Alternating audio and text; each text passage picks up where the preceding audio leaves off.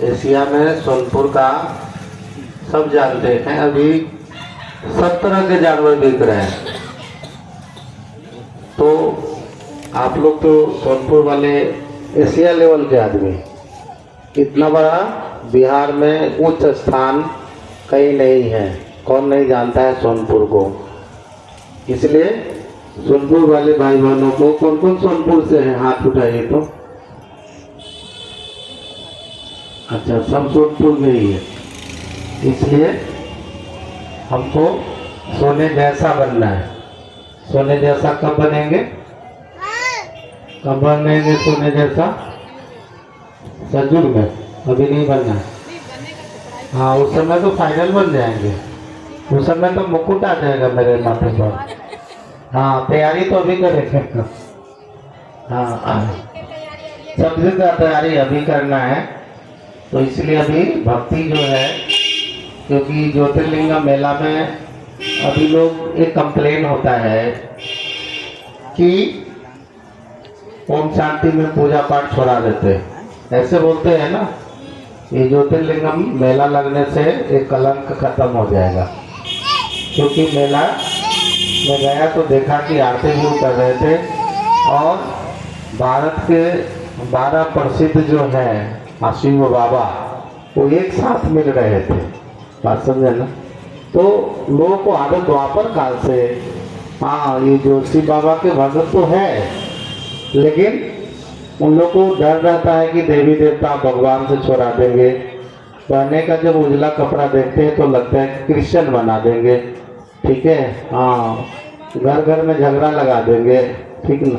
बहुत सारे मतलब कि लोग को अंधविश्वास है, यहाँ के बारे में नहीं जानते हैं, तो लगते हैं इसी कारण नहीं आते हैं कि नहीं नहीं यहाँ नहीं जाओ, यहाँ पर कुछ भगवान का, हाँ, चर्चा कहते हैं ना भगवान का। तो यहाँ पर अभी ये कलंक जो होता है, हाँ, क्योंकि एक मंदिर में, क्योंकि कई एक जगह सेवा करने गया तो एक मंदिर में पटना साइड में था, तो एक बार प्रदर्शनी लगाया तो 10-20 आए हैं, लेकिन फाइनल कोई सेंटर पर नहीं आया।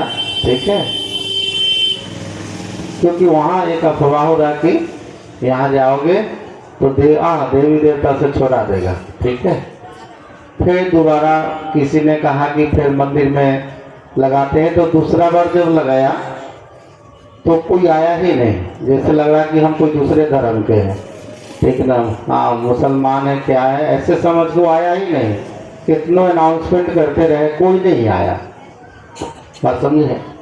और वहाँ जो है हर साल जो है सावन मास में वहाँ हर साल एक मेला लगाते हैं।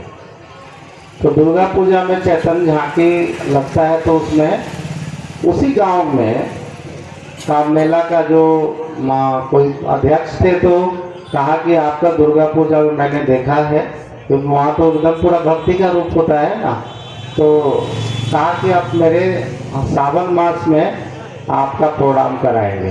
ठीक है, अब उसी मंदिर में जहाँ हम प्रदर्शनी लेके गए थे और एक भी नहीं आया, लाखों का पंडाल बना करके दिया।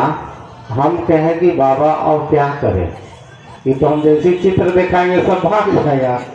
और लाखों का पंडाल बना करके, क्योंकि दुर्गा पूजा में जो प्रभावित हुआ ना, तो उसने कहा कि आपका प्रोग्राम हम वहाँ भी रखेंगे।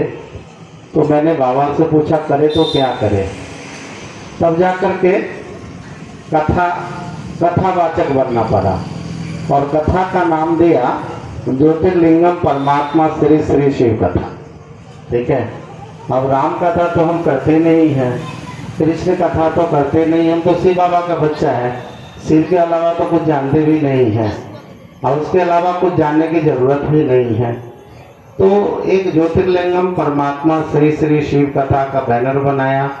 फिर वही व्यास गति के लिए मैंने ऑर्डर दिया, व्यास गति बना। फिर वहाँ पर ही चारों पट्टी पम्पलेट बताया कि हाँ, कथावती महाराज जी आएंगे और ये कथा सुनाएंगे।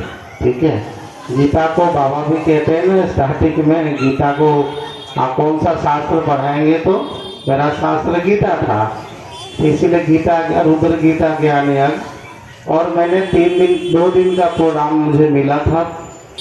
बहुत प्यार से जैसे ही कथा शुरू हुआ पूरा गांव के लोग जुट गए, एक भी नहीं रहे, पूरा पंडाल भर गया।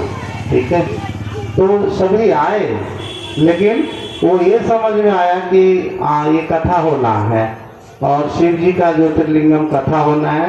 4 फीट का लगभग शिव बाबा, हाँ एक मतलब कि सामने में रख दिया। और शिव बाबा सबसे कमाल की, शिव बाबा को देख करके सामने जैसे अभी आरती हो रहा था ऐसे आरती भी करवाते थे। और बीच बीच में गीता का अध्याय ले ले करके जो भी आत्मा परमात्मा का लेसन था श्लोक पढ़ते थे, उसका हिंदी बताते थे। और 2 दिन में लगभग बाबा का सारे ज्ञान वैसे ही सुनाया जो हम लोग चित्त प्रदर्शनी में सुनाते हैं। तो खाली मॉडल चेंज कर दिया, बात समझे ना, खाली मॉडल चेंज किया, बाद बाकी ज्ञान वही था। ठीक है, खाली डब्बा चेंज किया, डब्बा था भक्ति वाला और मिठाई था ज्ञान वाला। तो डब्बा देख करके तो आ गया। ठीक है, डब्बा देख के तो आ गया कि नहीं नहीं ओम शांति की नहीं है, यहाँ तो आरती होता है, चलो ना चलो ना, यहाँ सब कुछ होता है, यहाँ पर एक पूरा पूजा पाठ का तरीका बताया। हाँ, घर गृहस्थ में अच्छे से रहने का भगवान का उपदेश सुना है, वही सुना है जो बाबा सुनाया। अलग से अब बाबा के बच्चे कुछ आता ही नहीं है ना, बाबा के अलावा कुछ नहीं आता है। क्यों? क्योंकि बाबा तक का तो जो कुछ भी पढ़ा है सब भूल जाओ। तो एक मुरली में गीता शब्द मिलता है, गीता का सारे बाबा सुनाते हैं, तो सभी सुना। तो अभी गांव वाले जो आपके आते हैं सोनपुर के, तो अभी मेला देखने के लिए वो आएंगे, और मेला में आएंगे तो थोड़ा सा एक कलंक हटेगा कि नहीं। वहाँ मैंने गया तो बजाते पूरा ज्योतिर्लिंगम शिव बाबा का महत्व बताया जाता है।